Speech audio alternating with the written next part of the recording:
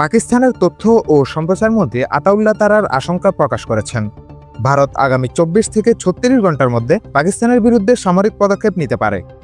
বুধবার ভোরে সামাজিক যোগাযোগ মাধ্যম এক্সে দেওয়া এক পোস্টে তিনি এ আশঙ্কা প্রকাশ করেন, তবে তারার সরাসরি কোনো নির্দিষ্ট প্রমাণ হাজির করেননি। অন্যদিকে ভারতীয় গণমাধ্যমগুলোও এই বিষয়ে তৎক্ষণাৎ কোনো প্রতিক্রিয়া দেয়নি।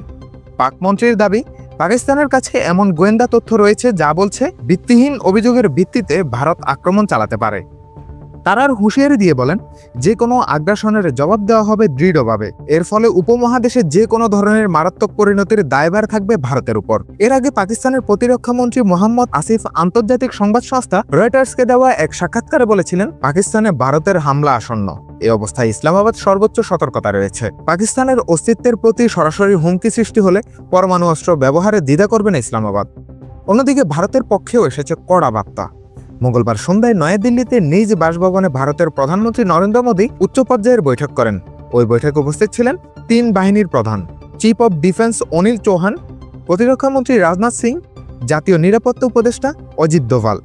বৈঠকে মোদী বলেন, সশস্ত্র বাহিনীকে হামলার পূর্ণ স্বাধীনতা দেওয়া হয়েছে।